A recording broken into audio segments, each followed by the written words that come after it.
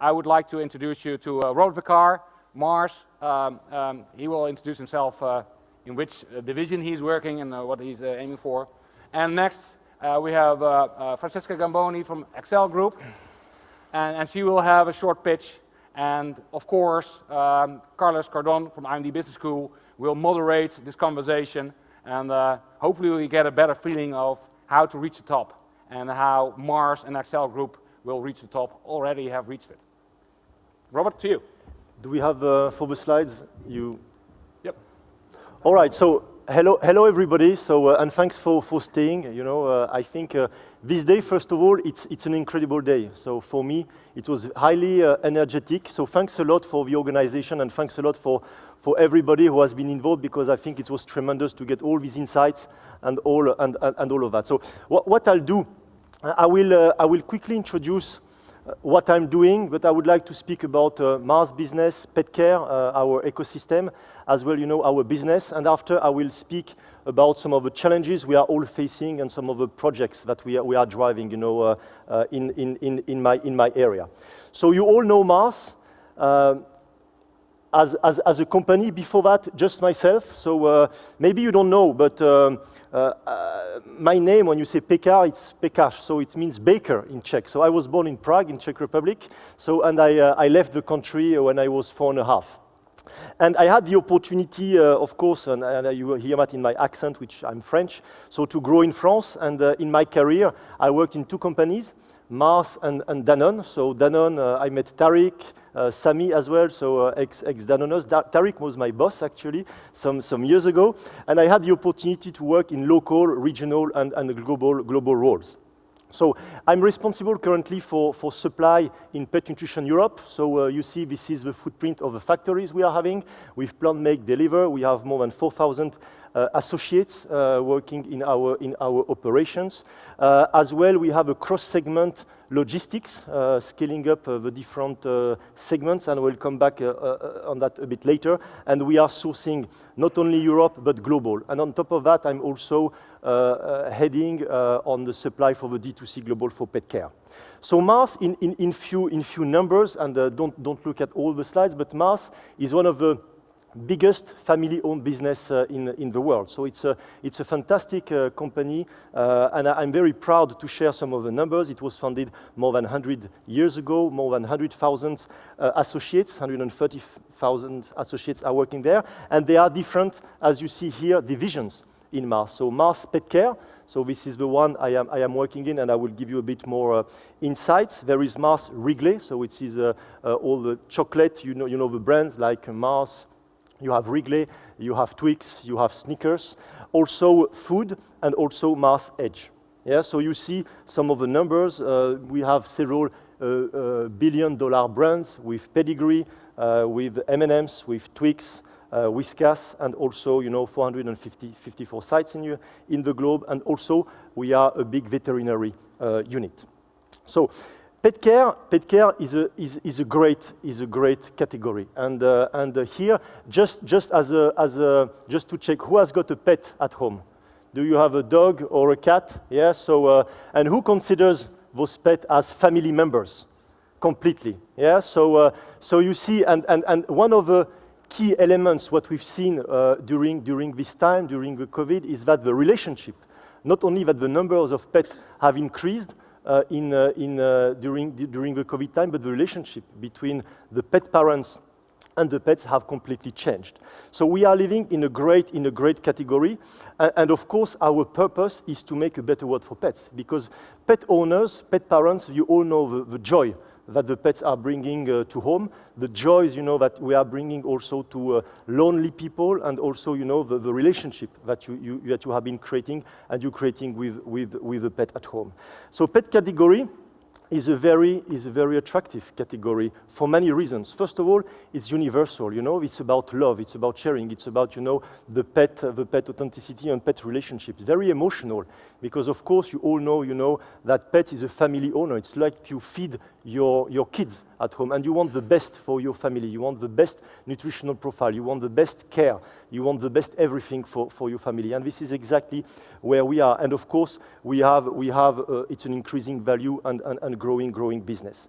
And the key drivers of that, not only, as I said, the growth in terms of pet population, but as well, you know, the urbanization, the pet owner relationship, as I said. But what we have seen is a boom of technology and data platform. We've seen, as you've heard earlier on, e-commerce booming, channel change and channel shifts, which have been accelerating. And I know, Martin, you've said that, you know, it was decelerating a bit. Post-COVID, it's normal, but when we see the trend, the long term, it will continue to grow. And of course, we see that millennials and all the generation are adopting pets and want to have their pets at home. And this is a relationship we are very proud of, and making a better world for pets is, of course, making a better world for the families, for the owners, and for the pet parents. So the essence of our strategy, and this is something which really resonates for me personally, so it's to make a better world for pets. And what does it mean, a better world for pets? It's about healthy pets, it's about happy pets, and it's about welcome pets. When we say healthy pets, this is why Mars has been is a player into veterinary. It's to make sure that we have a proper diet, and it's to make sure that, you know, we create the right nutrition profile for our beloved four-feet pets. We have also, and we have with the different pillars we have in the company, there is an ecosystem and focus on ecosystem. And I think this is something which is very unique that we want to build together as a company, which is how to leverage all the components of a business to make us stronger. This is where 1 + 1 = 3. This is how you leverage data between research, between clinical and some of the data, but also with the food and how to improve the food profile, and also how you tailor-made some of the food to your cat and to your dog. That I will come later on that. And of course, powered by data. So because of course, to drive the improvement, to drive, you know, this ecosystem, data is a critical investment that Mars is investing in, and will continue to drive into that. And this is truly an enabler to drive our ecosystem, and it's a true enabler to drive long-term business.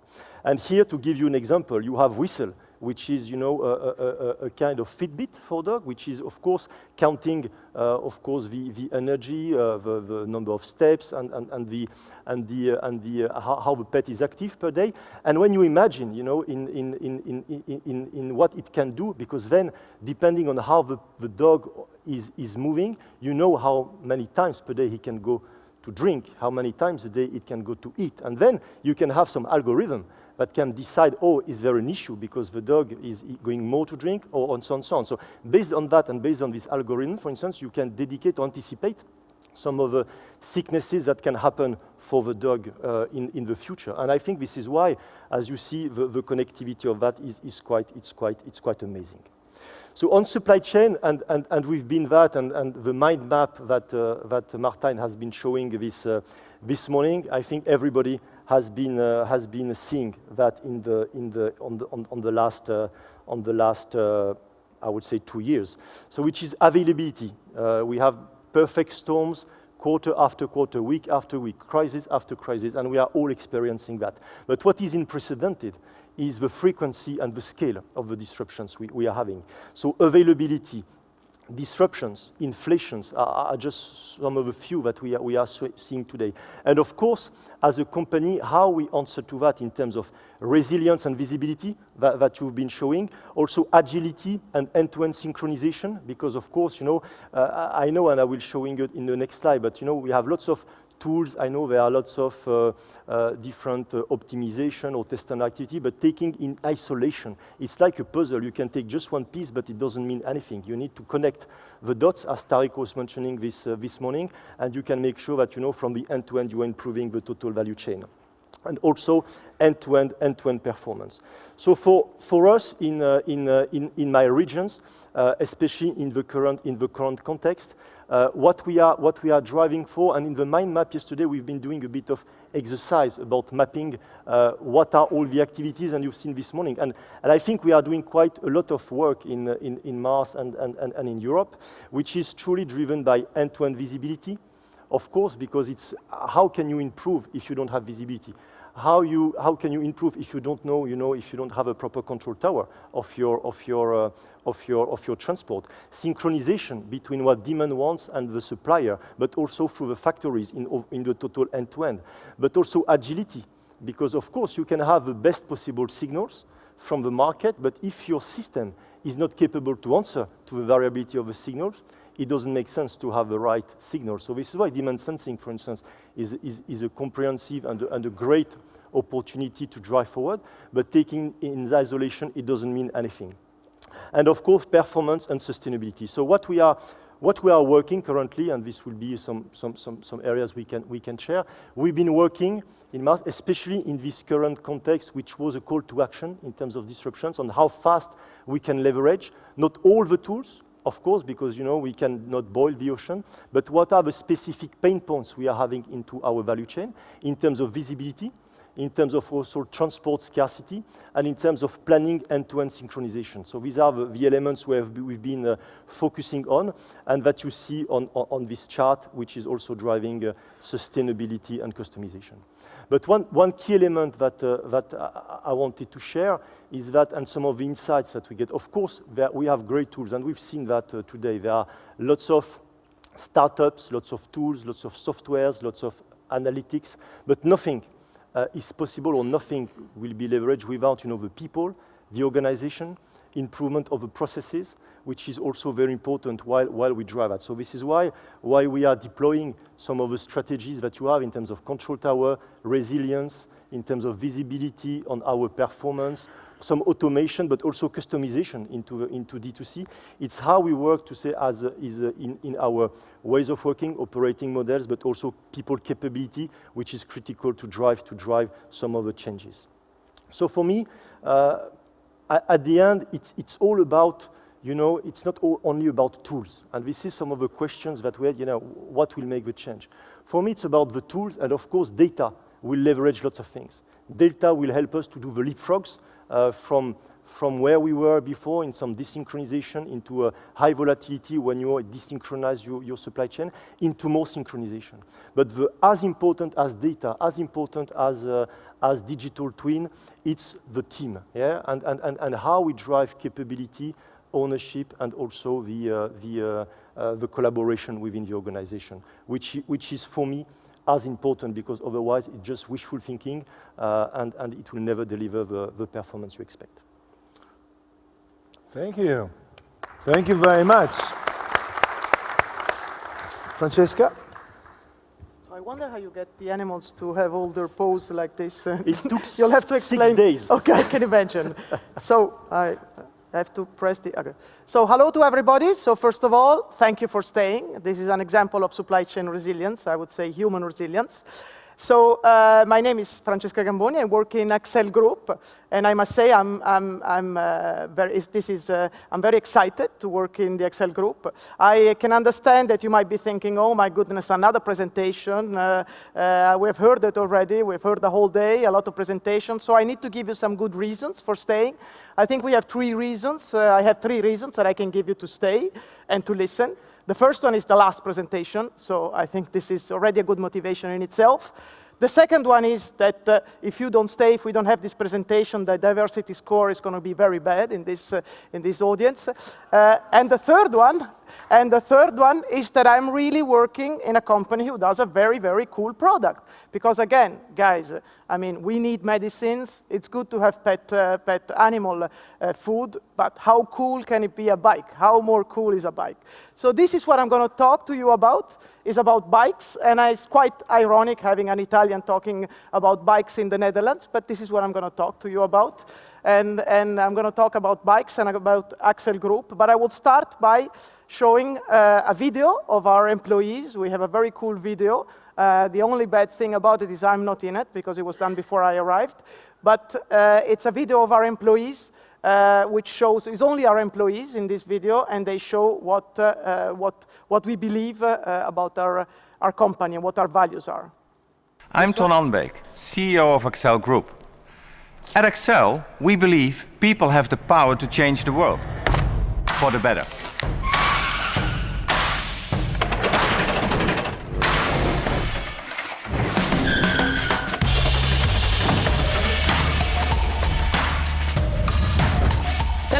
forward together. That's why we build personalized bikes. So everybody can ride like a pro and have fun. Bikes bring you to places you've never been before. And finally get some pressure.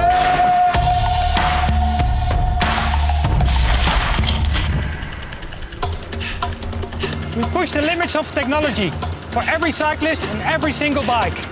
We simply go the extra mile. Let's do another one then. Ciao, Harold. Moving forward is in our DNA. Always has been, always will be, for many generations to come. C'est pas ni gros qui vient de passer? Eh, Papa Lapierre, c'est presque aussi bien qu'un vélo français. Started by two pioneers, we keep surprising the world with new innovations. Prove it! Created the first e-bike, first e-mountain bike, on the TEF system, and now we have P-Light for maximum visibility. A bike is by far the most sustainable mode of transportation, 10 times more sustainable than cars. So that we can breathe a sigh of relief as we lower the CO2 emissions.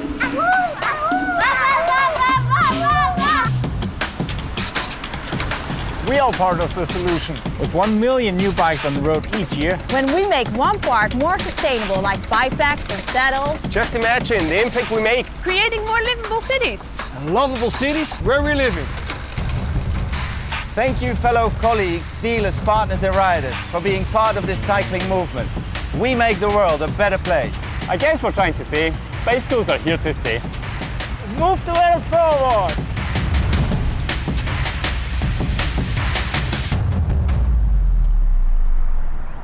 You want to see something cool? Oh wow, is that you? I told you, huh?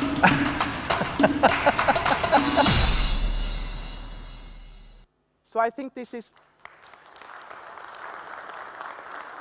I think this resumes that this is, I mean, you can clearly perceive that we are a purpose-driven company, and do you really believe that cycling moves the world, and cycling that is the solution, is the solution, and it definitely has to be part of the solution for the climate issues. So for us, it's very important.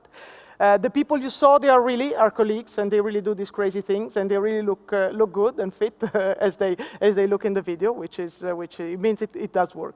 So again, I'm very excited to be part of this industry. For the people who knew me before, I have been working for 20 years, I mean, more than 20 years, a couple of decades in the car industry. So, of course, this is a big change. Then I had a midlife crisis, professional crisis, and I came to the bike industry. And definitely my daughter starts speaking to me now that I'm in this industry. Definitely is closer to the environment and to what are my values or our values and our priorities. But it is an industry, so it's an industry at the focus of the environment solutions. But of course, it's an industry which is very fast growing, and it has a number of challenges to this growth. Is an industry which has a very non-linear growth, is a step growth, a step change, a step growth. Is an industry because of that it has obviously a very steep, let's say, learning curve. The maturity is not there, but it has to mature very, very, very fast. It has a global supply chain, which is, you might say many industries have a global supply chain, but a supply, let's say, balance or power balance or fragmentation or ecosystem, which is quite peculiar, which is quite characteristic of the industry, because you have some very big players, other players which are fragmented, and overall, it's not as mature, it's not as organized as many other industries. And it is growing fast, so the challenges are quite fast. Of course, there are opportunities. The opportunity is the growth. Well, I don't need to explain this. I mean, the imperatives that we have within the environment and within the solutions that we need to find to this imperative. It's a passion. It's an industry made of passionate people, as I showed you. I mean, most of the people and the founders are bikers. are people who are really, let's say, fond of the product. It's something which is in many products you can find this, but particularly in sportive products, you do find people who have the passion and they are really working because they believe in the product. And then it's trendy, and again, I don't need to explain to a Dutch audience that is cool to ride a bike. I think the Dutch have invented, in this sense, the bikes and biking, and this is a fantastic, let's say, sport, and is a fantastic activity and a fantastic lifestyle that the Dutch now are exporting, thanks to the Dutch, all over the world. But it is trendy now in other countries, like, for example, where I come from, in Italy, in Spain, on the south of Europe, now is really trendy and is really cool. So thanks to thanks to the Dutch who have invented this lifestyle, which is more in line with the world and modernity. So again, how do we face these challenges? And I'll just say a couple of words, because again, most of the smart things have been said already. I'm the last in the row today in presentation, and it is true, 99% of the things I'll say, everybody has said it already, because there is a limit of smart things that can be said in a convention, and my colleagues have already said it. But I will try to say something meaningful and something new, and I will focus on how do we face this, this challenge. And of course, you've heard the world ecosystem. Everybody has spoken about ecosystem. But what do we mean with ecosystem? Ecosystem would mean us, our customers, our suppliers, and all the people who are around, let's say, our ecosystem.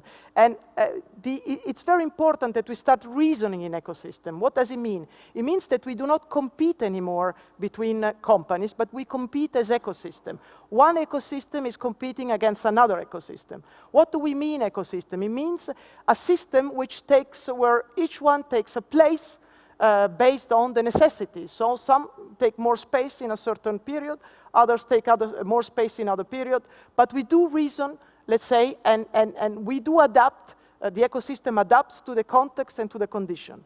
What do I mean with also ecosystem? What is important for ecosystem? For example, an ecosystem is purpose-driven. So an ecosystem needs a purpose, but the purpose has to be a purpose for the whole ecosystem. So we need to more and more think, and we need to change the mindset and think in ecosystems. Ecosystem means leveraging collective intelligence as opposed to single intelligence. Might seem something obvious, but it's not as obvious because we're not used to this.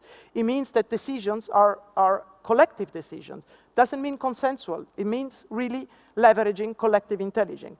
It means that we have to have connected networks, so we need to have platforms. Digitalization has to enable this.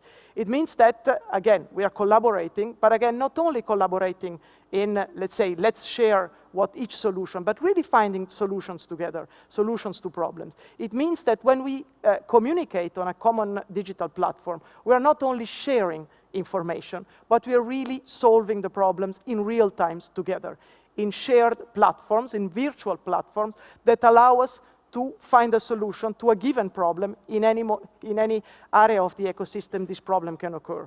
And finally, team effort and purpose-driven. But again, what do we need to work? I mean, we need different people, different supply chain people, and different people to be able to work in this kind of environment, in this ecosystem. We need people who are more agile. We need less expert. We need people who are capable of saying, and we spoke about this, I think, during the whole day. We need people who are capable of and open to say, well, I'm sorry, I'm wrong, and comfortable with it. Need people who are capable of getting out of their comfort zone. So how do we foster these people? How do we manage to foster this culture and to find this kind of talent or to grow this kind of talent?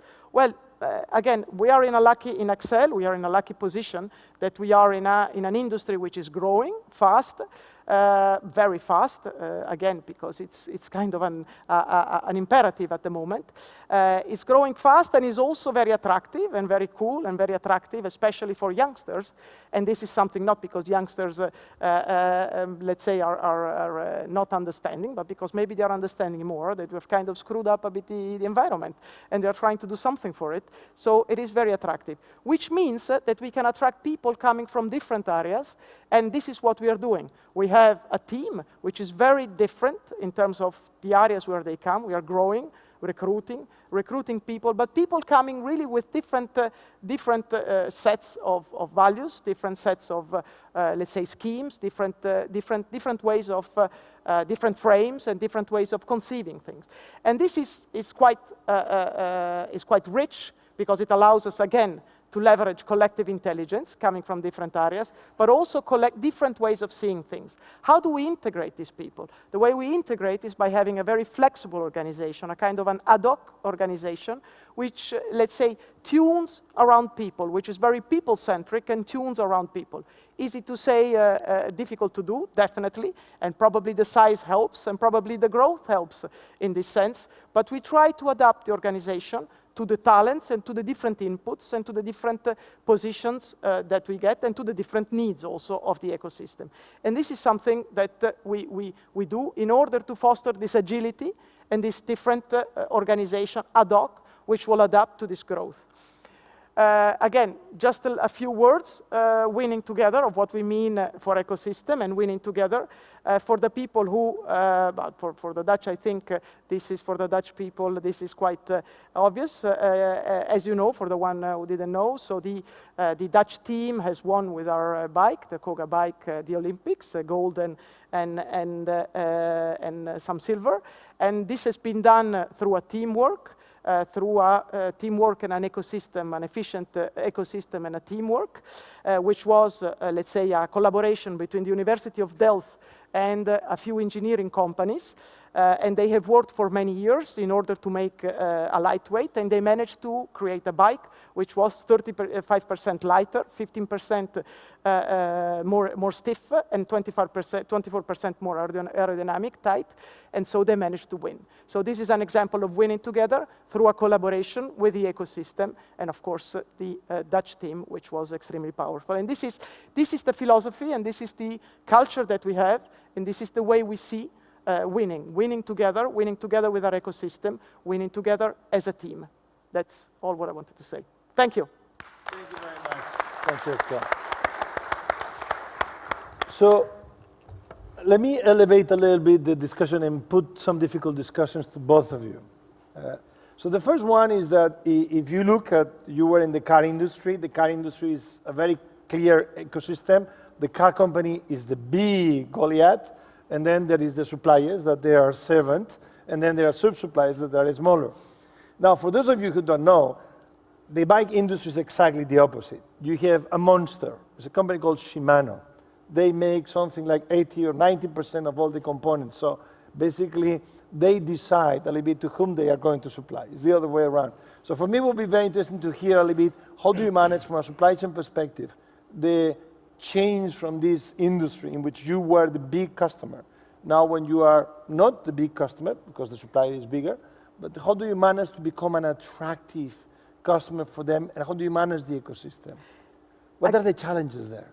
Again, both industry, both models, let's say, power which is not balanced is something which is obviously not correct. Sometimes the reason for which the power is not balanced is not because anybody has stolen a certain position, but because they're good. I mean, if you talk about Shimano, they do a good product. They do a good product. They are efficient. They have good technology. So it's nothing. Everything is earned, and the same thing goes for the automotive industry because obviously it's good. But again, this should not be confused, and that is what is happening, for example, often in the auto industry with, let's say, the fact that I don't need my other partner, I don't need the rest of the ecosystem anymore, and I can do by myself. Because, again, we win as an ecosystem. And I think that the way that also the automotive is going further in this sense is understanding, and I think that the chips crisis and the supply crisis have opened the eyes a lot in the auto industry, but that's not the industry where I'm now. I think that the auto industry has understood that we need each other, and that alone, independently from the power balance, that alone we go nowhere. You have seen what happened in the crisis during the semiconductor crisis. At the end of the day, who was not selling cars was the auto industry, and they've lost a lot of turnover. And the same goes, and I think that the advantage of the bike industry is that it's an industry which is in a different phase of development than the auto industry, so we can learn from what the auto industry has done right, but also we can avoid doing the same mistakes. And I think this kind of conversation and this kind of, let's say, mindset of let's win together. We are one ecosystem. We are growing together. At the end of the day, what we want most people possible sitting on a bike. So let's work in that direction. I think that this is more embedded in the bike industry, and I think that we can develop further in this direction. So it's very interesting because what you are saying is the alignment of objectives in the ecosystem is the first. The alignment. And, I'm very positive on the fact that this is possible in an industry which is growing fast, which is more at its infancy, as opposed to another industry. So it can learn. You can learn from mistakes. You can learn from let's say, a path which has a lot of positive and excellence, but has a lot of some mistakes also that we can avoid. Let me turn to you because now the industry, pet care industry is a very different one, but is also facing some challenges. To clarify a little bit, I do have pets at home, and we spend more money on the food for the pets than in the food for us, which, as you can imagine, to me is a disaster. But the issue is, one of the interesting things that is happening in pet food is the ultra-premium brands. And I'm saying that because people, and some of you might think this is right, I didn't thought that people will spend a ton of money on food for the pets, but there's a lot of small brands growing up, and therefore making life for you and for your competitors, the traditional big pet food producers, very difficult because on top of that you need to compete there. It's like the beer industry, suddenly you have a lot of small companies, a lot of brands, and my goodness. So that has a repercussion for your supply chain. How are you trying to address that? And that is the value that the supply chain is trying to add, to compete in that situation. No, thanks for this question. We had a couple of years ago, and when we were discussing about the ecosystem, putting ourselves forward in the future. And looking at some cases like Kodak, like all other brands, what is the biggest threat that we have in the business? And I think the ecosystem is one element, to build a stronger business for the future. But the bigger threat, what are the Airbnb of tomorrow in the pet care industry, was the question. And of course, Mars historically has been mainly in grocery. When I say these are the mainstream in terms of pet care, Pedigree, My Perfect Fit, Cesar, Shiba, all the brands you know. And for us, the key element was how to make sure that we move into omnichannel, but also the DCOM and the digital space that is working.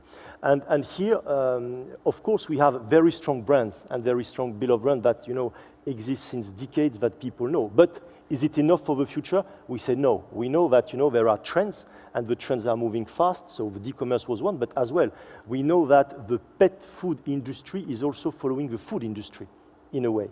So what about alternative protein? What about new diet? What about XYZ? And all these niche elements, what one day will become big. So what we started to define as a business is creating as well beyond the ultra premium, because we have Royal Canin, which is also, we have brands playing into these different places. What is the omnichannel approach? And the digital space and a more tailor-made product, leveraging the data that we have through the ecosystem and what are the consumer and customer needs. There will always be grocery and there will always be brands, but also some of the consumer will ask for insect protein, dog or cat food. They will ask for alternative protein or specific diet. They will ask for personalized food for dog and cats, and we see that now booming as well. So we have started a D2C team, like how we can start a startup in a company like Mars, and how we can bring the startup mindset and creating a minimum valuable product and value propositions that can answer to these specific needs and some of the value proposition that we've started some years ago. So my one example, we've launched My Perfect Fit, which is a tailor-made food diet for the breed and the age of your cat. And basically what we've done is leveraging, you know, the science and the data that we got through our ecosystem is you have a certain cat with a certain age, with a certain weight, what should be the best then a nutritional profile. And then you enter that into your computer, and with algorithm, we have different, you know, kibbles, and we are mixing kibbles to elaborate the best possible product for your cat with the right diet. And then with subscription, you can, you know, receive it every week, every period, and whatsoever to have that. So I think this is how we, as a company, started to say, yeah, there are some trends. We need to continue to the trends. We need to watch out. We need to play in all the channels. And then for us in supply chain is how efficient our model is in the omni-channel world. And I think this is where, of course, groceries today the biggest part in pet nutrition of our business. The e-commerce is accelerating. The D2C is pretty small. But in a couple of years' time, it will be the other way around, or it will be bigger, the e-commerce space. So we are already thinking about what is the route to market, what are the synergies between the legacy business and the scale we need to have in the D2C to start to have an omni-channel thinking. And today, you know, we have, for instance, in the UK, we are building one of the biggest automated warehouse in Europe, which exists. And there, we are thinking what is the next step in terms of integrating our D2C model and so on when it has a certain scale. And this is how we are thinking the way forward, because the business models are different, but at the same time, you know, combining forces, you can make it much stronger. Very interesting. Now let me go back, because one of the interesting things, we talk about very advanced things. I'm sorry, that was not... You can answer. No, sorry, no, it's something that shouldn't be there. Sorry. So one of the things that oops, sorry, that's... Don't worry. So let me switch it off. You can, and I cannot, so sorry for that. It's amazing. So one of the, oh my goodness, sorry for that. So one of the things that to me is interesting is basically you come from an industry who has mastered quite a few things. If you think about quality, if you think about operational excellence. So the car industry is probably, we all know the Toyota production system and has mastered that to the extreme. Now you are in an industry, and I know a little bit, of passionate people. And passionate people are great, but sometimes they are not very disciplined, honestly. I say that because years ago I wrote a case about a company called Harley Davidson. They're all passionate about motorbikes, but oh my goodness, you don't want them to change the motorbike every time. And they are so passionate they want to change things. So I'm exaggerating a little bit, but you go from an industry that is the master of repeatability, quality, efficiency, and so on, to an industry that is growing, that is, although it's old, the volumes are relatively new. How do you make sure that you find there and you embed and you help the people in that industry to evolve to the standards of an industry in that sense of the car industry, for example? And is that needed? But I think I have the privilege of having, of knowing, let's say, of having a toolbox, and that's what makes a difference. That's what is exciting, because I can be a change driver. By having a toolbox. And of course, the advantage, the car industry has a lot of processes, structure, it's true, very efficient, very precise, and it did bring a lot of efficiency and a lot of on the quality, on the cost, and so on. But of course, in this industry, what I find more lateral thinking, because of course, lateral thinking out of the box, when you're structured in process, is kind of more difficult. And that is what is a bit missing. So what I would like to bring, I will bring processes and structure by keeping, and that's the challenge, by keeping this open-mindedness, this capability of thinking, this agility, this lateral thinking, this thinking out of the box, which is part of the everyday reality, of a reality like built around passion, which needs to remain. So bringing the best without bringing the parts, because there are not only good practices, as I say to my team often, there are a lot of good practices in the automotive, but not only best practices. And like in any industry, nobody has monopoly of best practices. There are some best practices and some bad practices, and the reason for which I only talk about best practices because the bad practices, I'm not going to take them. Yeah. And again, this too much of a structure thinking then doesn't allow to transform. And that is the struggle a bit maybe the auto industry is having now, because it needs to transform, but it's very difficult when you are so structured and so many processes and layers of processes that brings down this capability. I could imagine also that was a little bit of a cultural shock to go from the car industry to the bike industry. I see the type of people. And so what are the great differences that you find between the culture of talking in general about a very mature industry versus a young industry like that? And what are the opportunities and the challenges there from a supply chain perspective? From a supply chain perspective, from a people perspective. From a people perspective, I found people extremely brilliant in the bike industry, of course also in the auto industry, but I must say, again, with this spark, with this entrepreneurial spirit, which I hadn't found. So if I talk about people young, it was funny because I brought somebody from the automotive, from my past in the current company, and the first thing he said, I see people happy. He said, people smiling. He said, you know, where I come from, if you smile, you're fired.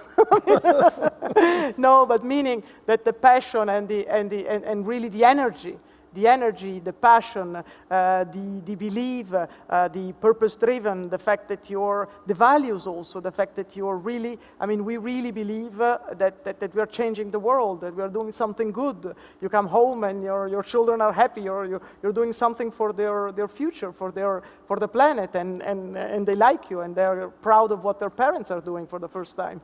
And these are all things which are energetic and that gives you the drive to go on. But of course, there are a lot of challenges, and the challenges are to build. Everything is to be built. And that's why entrepreneurial spirit is very important in this sense. And we will bring the toolbox, the processes, the structure, but by keeping this energy, this positiveness, and this entrepreneurial spirit. And that's the challenge. So from what you say here, that you don't have challenges attracting people to your company, but I could imagine that other companies, you might have more challenges attracting people. Is that easy? Is that difficult? How do you see the issue of managing the talent and attracting the talent in supply chain? Now there is, I should say, as a professor, I see more interest in very young people, but at the same time, somebody mentioned that before. People has been working a lot, so they are tired.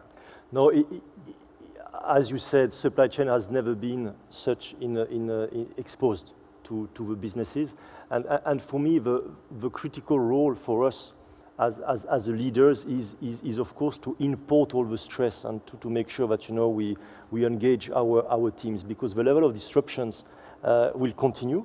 The disruption in the supply chain and the frequency of magnitude will continue. We don't know where it's coming from, we don't know when, but we know it will continue. So for me, what is amazing, we still have, it's not such difficult to meet talents, because as you said, the supply chain is very attractive.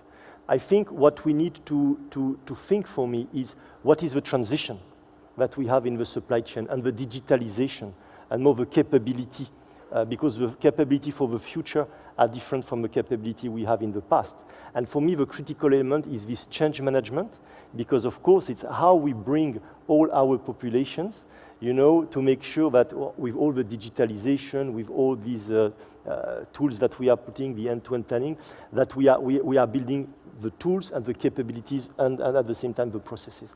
And for me, this is where we need to spend most of the time, because otherwise the transformation will not happen. And while we do that, is how we inject also some people from outside, because this is also what we are building, how you bring the outside in and capability that don't necessarily exist in your organization, but how you do this nice blend is for me the critical element to keep the engagement and the right momentum.